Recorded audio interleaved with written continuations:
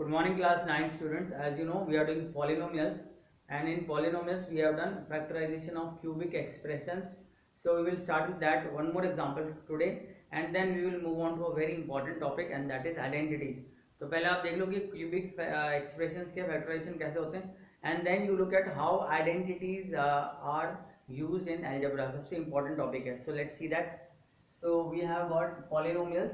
And polynomials में आपके पास सबसे पहले क्यूबिक एक्सप्रेशन लेते हैं कोई भी, and let us try to factorise it using long division. Okay, तो बेसिकली आपके पास एक क्वेश्चन आ रहा है, and this question I have done in the last class also, so will just repeat it. Fifth question, third part, और third part या question is x cube plus 13x square plus 32x plus 20. Okay, this is the expression and we have to factorize it. So the method that I have given you is, look at the last number 20. So the possible number that you will try for this, इसको आप नाम दे दो px. ठीक है, polynomial इन px का मतलब होता है पॉलिनोमियल इन x. आप इसको qx, f of x, gx कुछ भी लिख सकते हो, but we will normally write it px. Later on this is also known as algebraic function. So that is in class 11, but right now this is px. So plus 20 आ रहा है आपके पास constant. तो constant का आपको क्या करना है कि आप इसको देखना है कि फैक्टर्स क्या हैं. जैसे 20 कब कब आता है, किसके टेबल में आता है, 1 में आता है, 2 में आता है, 4 में आता है, 5 में आता है, 10 में आता है, 20 में आता है. So the thing is plus minus 1 plus minus 2 plus minus 4 plus minus 5 plus minus 10 plus minus 20. So these are 1 2 3 4 5 6 to the 12 numbers you can try. Out of these 12 numbers you will definitely, if it is factorizable, तो आपको पक्का से एक तो मिलेगा. वैसे 3 मिल जाएंगे, because there are at least three factors and which can be done. अगर ये आगे आप 10th क्लास में पढ़ोगे कि there are certain expressions which cannot be factorized based on a rule called discriminant. So we are not looking at that rule right now. So we are just looking at how to factorize it. तो सबसे पहले आपको normal तरीका बता रहे हैं. आप plus या -1 पुट करके देखो, इसमें जहाँ पे 0 आ जाए इसका ऑपोजिट साइड इसका एक फैक्टर होता है. तो +1 करेंगे तो ऑब्वियसली 0 नहीं आएगा, क्योंकि 1 13 32 20 0 नहीं आया. लेकिन अगर हम -1 डालते हैं x की जगह, ओके, तो क्या मिलेगा आपको -1 में, -1 cube plus 13 into -1 square plus 32 into -1 plus 20 ऐसे मिलेगा.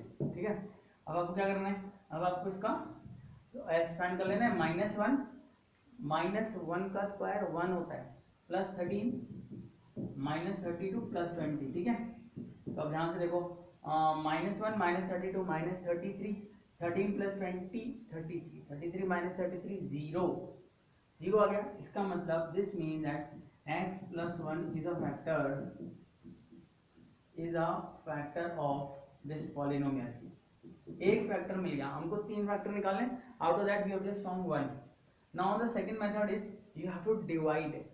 आपको x plus 1 से इसको डिवाइड करना है, long division. so that is easy. अगर आपको डिवाइड करना आता है तो बहुत आसानी से डिवाइड हो जाएगा. तो x plus 1 से डिवाइड कर लो इसको. ठीक है, एक नॉर्मल तरीका मैं दूसरा बता रहा था आपको in that last class. Long divide करके देख लेना. अगर दूसरा तरीका करना है तो इससे होता है बेटा x square plus 13x square को हम लिखेंगे 12x स्क्वायर, और I can just right x square plus 12x square, ताकि यहाँ से x प्लस 1 कॉमन आ जाए. 13 को ब्रेक करके लिख दिया.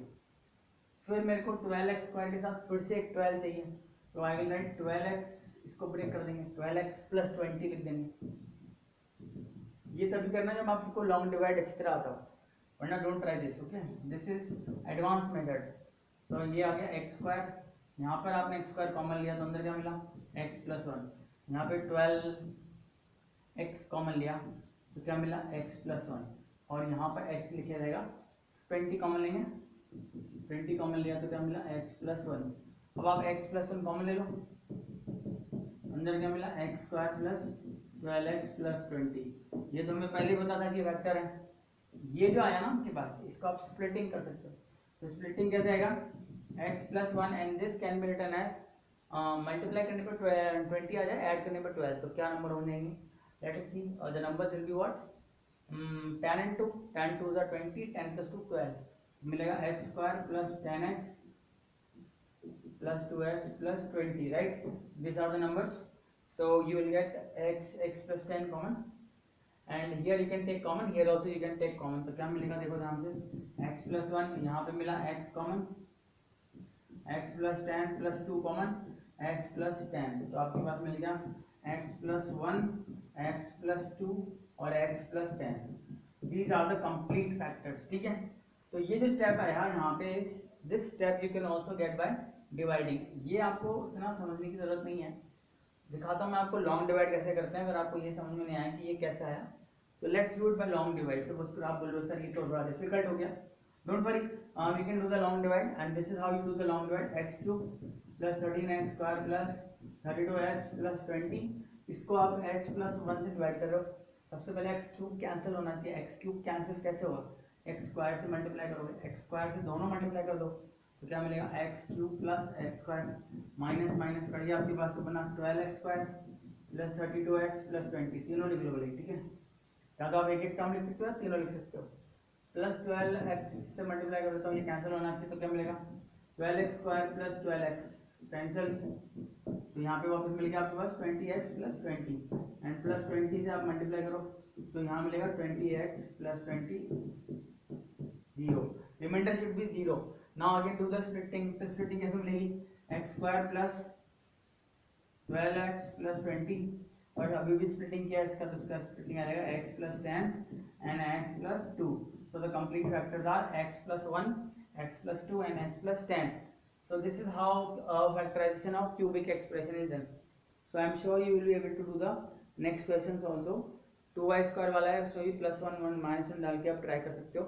Normally there will be some zeros and you can easily do the factorization, right? अब हम आते हैं next topic पे, and that is identities.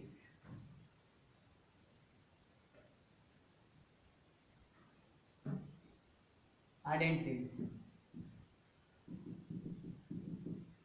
ठीक है, बेसिकली देखो आइडेंटिटीज में सबसे पहले है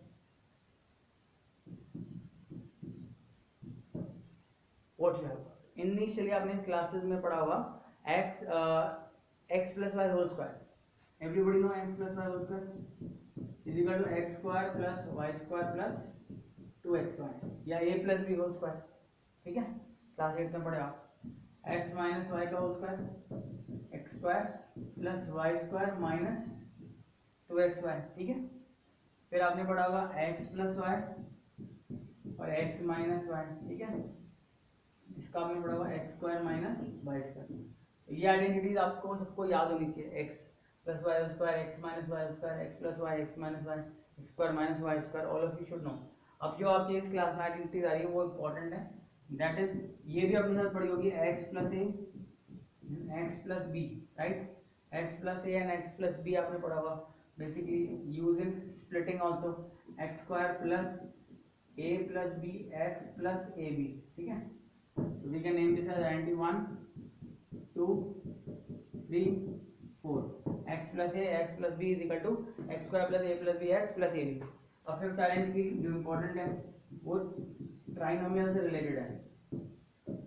a plus b plus c whole square या x plus y plus z whole square भी लिख सकते हो.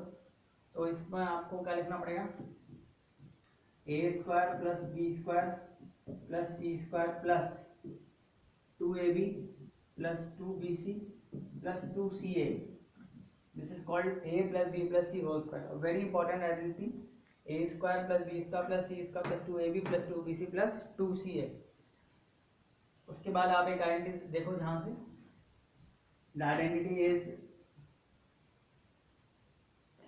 सपोज करो you get a cube plus b cube plus c cube minus 3abc. It's a big identity. a cube plus b cube plus c cube minus 3abc is equal to a plus b plus c, पहला bracket, a square plus b square plus c square minus ab minus bc minus c. This is a big identity, will be using it. Okay, sixth identity.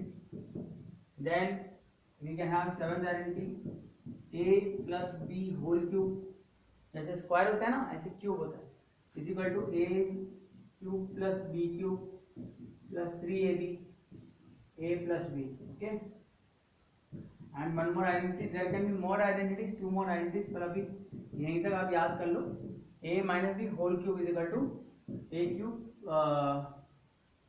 Minus b cube minus 3ab a minus b, ठीक है.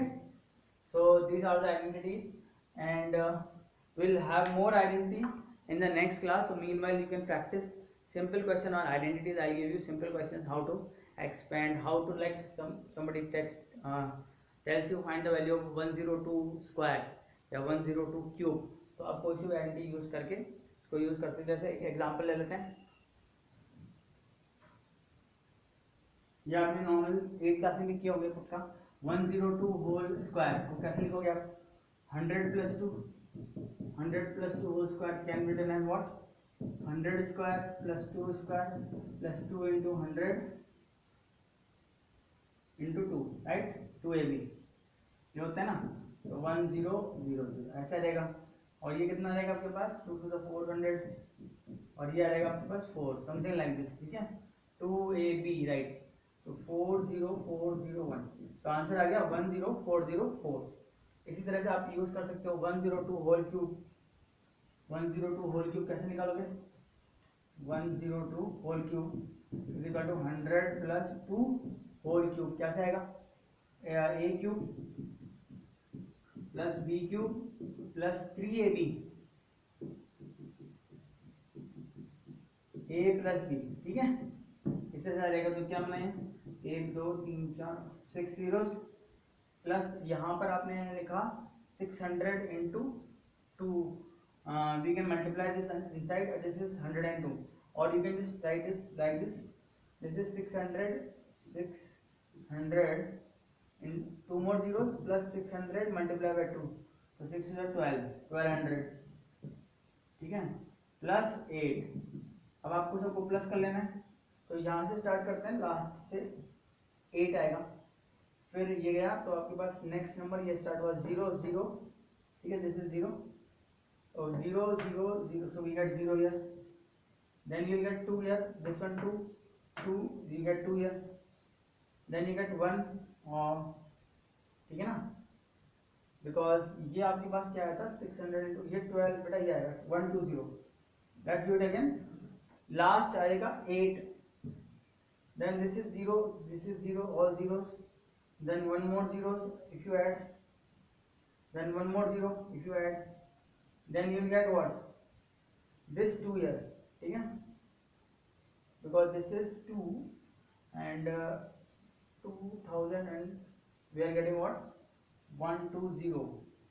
So basically 60,000 and we are getting 120,000, right? Something like this.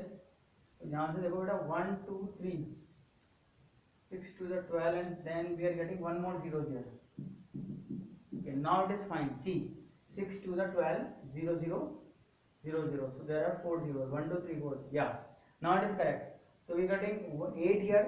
1 2 3 4 0, 1 2 3 4 0, and now you add 6 and 2 8, right? Then you put this 1, okay, and now see, you have added till here 1 2 3 4 5 6 places, 1 2 3 4 5 6, so we are getting 1 all.